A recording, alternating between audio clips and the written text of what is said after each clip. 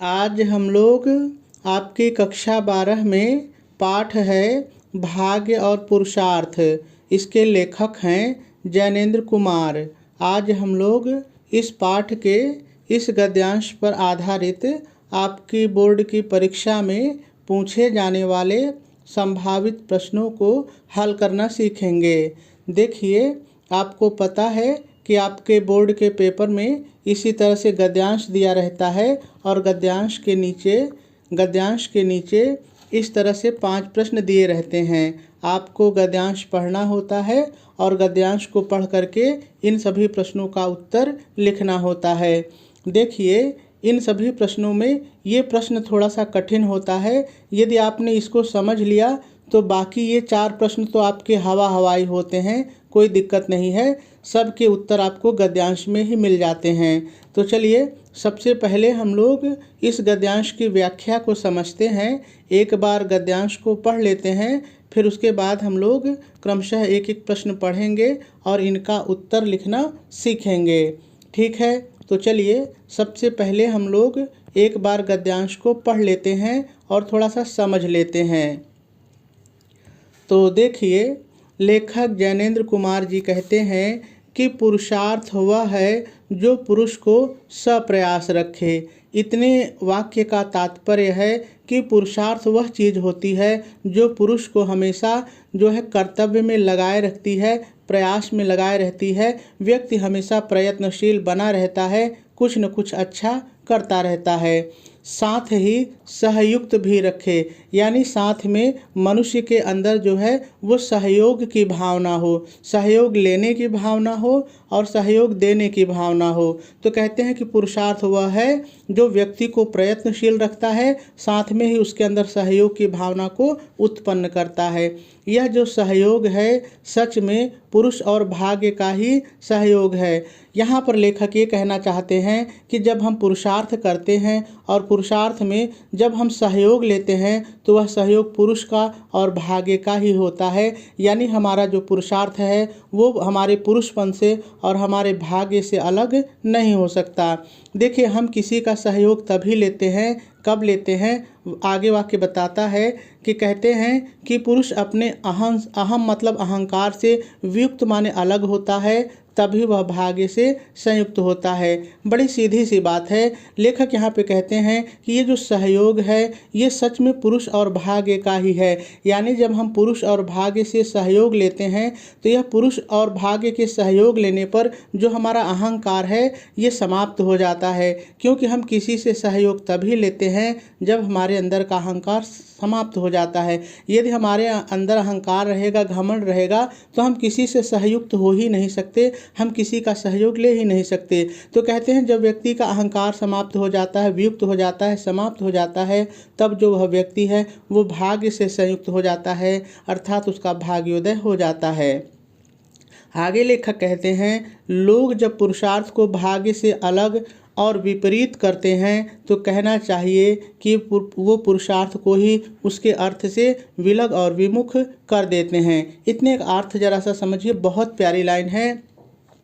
देखिए, लेखक यहाँ कहता है कि जब लोग पुरुषार्थ को केवल काम करना, देखिए काम करना और पुरुषार्थ दो अलग चीज़ है। हम पुरुषार्थ में भी काम करते हैं और सामान्य तरीके से भी कार्य करते हैं, लेकिन पुरुषार्थ में देखिए, पुरुषार्थ जब हम करते हैं तो उसका मतलब है कि हमने अपने अहंकार को छोड़ करके वो कार्य किया, हमने दूसरे का सहयोग ले करके, दूसरे को सहयोग दे करके कार्य किया।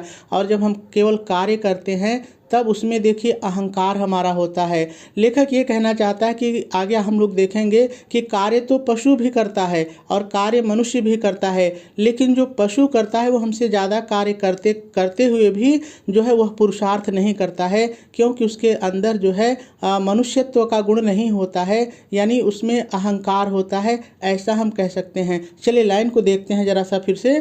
तो देखिए, लेखक कहते हैं कि जब हम पुरुषार्थ को भाग्य से अलग कर देते हैं, हम पुरुषार्थ को ये कहते हैं कि पुरुषार्थ और भाग्य का कोई मेल नहीं है, ये दोनों अलग अलग होते हैं, तब इसका मतलब होता है कि हम पुरुषार्थ को ही उसके अर्थ से अलग कर देते हैं, विमुख कर देते हैं। यानी कहने का तात्पर्य है कि जो हमारा भाग्य है, जो हमारा पुरुषार्थ है, ये कभी भी एक दूसरे से अलग नहीं हो सकते। पुरुष का अर्थ क्या? पशु का ही अर्थ है। यानी जो हम जो पुरुषार्थ करते हैं, पुरुष का मतलब जो हम पुरुषार्थ करते हैं जो पुरुषों में होता है, क्या वो पशु का ही अर्थ है? यानी जो पशु भी कार्य करते हैं, हम भी कार्य करते हैं, तो क्या पुरुष को पशु कह दें या पशु को पुरुष कह दें? क्या ऐसा कर देते हैं? आगे लेखक कह सकते हैं। तो लेखक कहता है बल विक्रम तो पशु में ज़्यादा होता है। यदि हम कार्य को ही पुरुषार्थ करें तो पशु तो ज़्यादा कार्य करता है, तो क्या हम कह दें कि पशु में पुरुषार्थ होता है? आगे चलिए देखते हैं।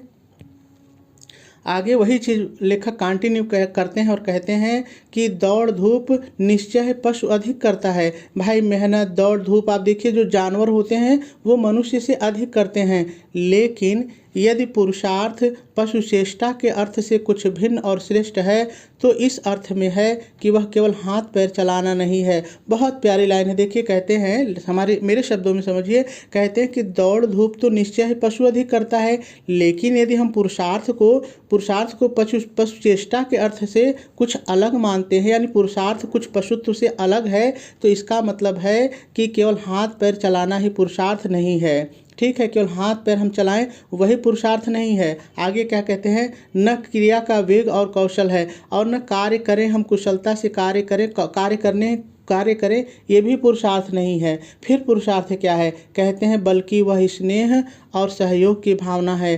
कहते हैं कि जो पुरुषार्थ होता है उसमें स्नेह होता है, प्रेम होता है, सहयोग की भावना से होता है, और वह अहंकार से मुक्त होता है।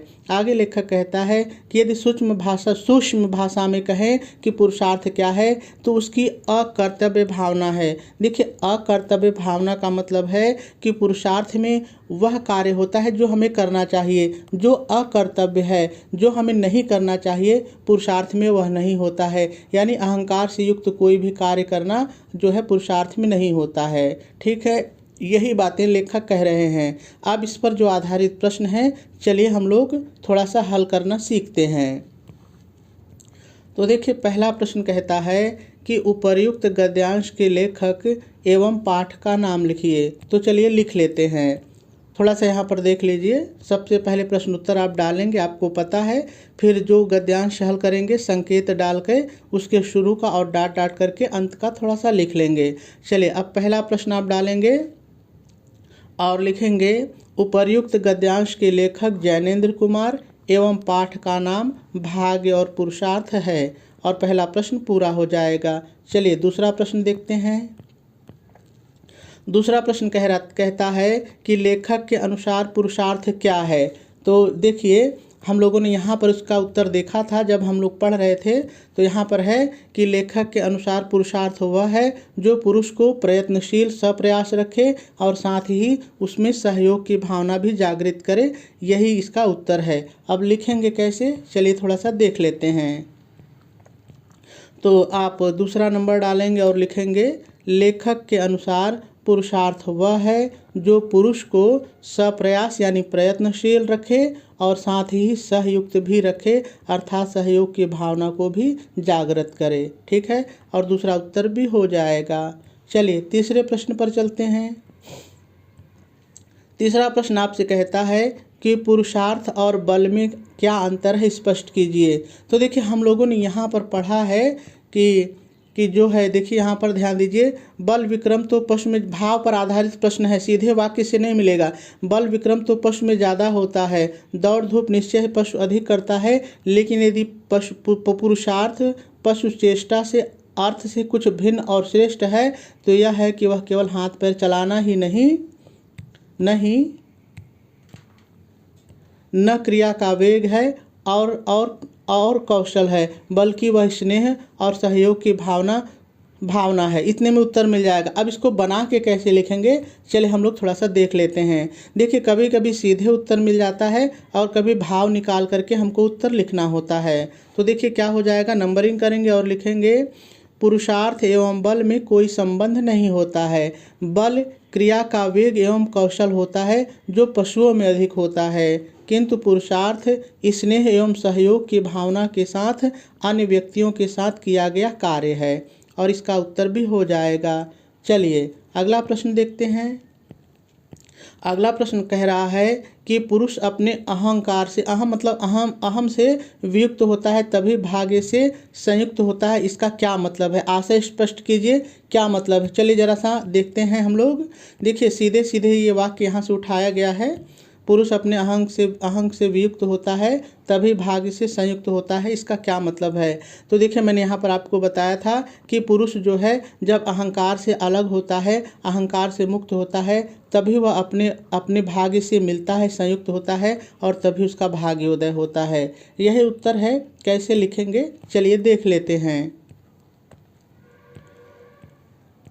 तो देखिए आप नंबरिंग करेंगे और लिखेंगे पुरुष अपने अहं से, यानी अहंकार भी कह सकते हैं, अहम से वियुक्त होता है तभी भाग्य से संयुक्त होता है। इस कथन का आशय है कि जब व्यक्ति अपने अहंकार से मुक्त होता है तभी वह भाग्य से जुड़ पाता है, और इसका उत्तर भी हो जाएगा। तो यदि आप थोड़ा सा ध्यान से देखेंगे तो सारे उत्तर आपको मिल जाएंगे। चलिए पांचवा प्रश्न भी पढ़ लेते हैं। पांचवा प्रश्न कह रहा है रेखांकित अंश की व्याख्या कीजिए। तो चलिए पहले हम लोग देख लेते हैं कि रेखांकित अंश है कहाँ पर। तो देखिए आपको दिख रहा होगा, यहाँ से रेखा खींची गई है, इस लाइन में है, इस लाइन में है और यहाँ तक है। यहाँ पर एक चीज़ जान लेना और भी बहुत ज़रूरी है कि देखिए ये रेखा कहीं भी खींची जा सकती है। ये पेपर बनाने वाले के मूड पर होता है कि वो रेखा कहाँ खींच देगा। ऐसे में जब भी कोई गद्यांश आप पढ़िए तो पूरे गद्यांश की व्याख्या को सीखे रहिए, केवल जहाँ पर रेखा खींची गई है उतनी ही व्याख्या मत सीखा करिए, ठीक है। तो चलिए जहाँ तक रेखा खींची गई है इतने की व्याख्या मैंने जैसे बताई है वैसे ही मैंने लिखा भी है। तो चलिए एक बार हम लोग पढ़ लेते हैं। तो सबसे पहले आप नंबरिंग करेंगे, नंबरिंग के बाद हेडिंग डालेंगे, रेखांकित अंश की व्याख्या और डैश डाल करके लिखेंगे प्रस्तुत रेखांकित अंश में लेखक जैनेंद्र कुमार जी कहते हैं कि, देखिए इतना तो मैंने अपनी तरफ से लिखा है, अब आगे लाइन की व्याख्या है। कहते हैं कि पुरुषार्थ वह होता है जो मनुष्य को हमेशा प्रयत्नशील बनाए रखता है और साथ ही मनुष्य में सहयोग की भावना को जागृत करता है। यह जो सहयोग है यह पुरुष और भाग्य का ही सहयोग है। अब देखिए यहाँ से लेकर के इतनी लाइन मैंने सेम गद्यांश से ही उतार ली है। तो जब कहीं आपको लगे कि ये लाइन की व्याख्या करना आपके लिए कठिन है तो थोड़ा बहुत आप उतार सकते हैं। हालांकि इतने की व्याख्या मैंने आगे की है। इसका क्या मतलब है देखिए, अर्थात मनुष्य दूसरों से सहयोग तभी लेता है जब वह अहंकार से मुक्त होता है, और जब वह अहंकार से मुक्त होता है तब भाग्य से संयुक्त होता है और उसका भाग्योदय हो जाता है और आपके रेखांकित अंश की व्याख्या भी पूरी हो जाएगी। तो ऐसे यदि आप थोड़ा सा ध्यान दे करके पढ़ेंगे तो सारे पाठ आप अपने से पढ़ लेंगे और हल कर लेंगे। बस एक बार किसी चैनल पर चले जाइए और सुन लीजिए कि लोगों ने कैसे बताया है, ठीक है। तो मेरे ख्याल से बात आपको समझ में आ गई होगी।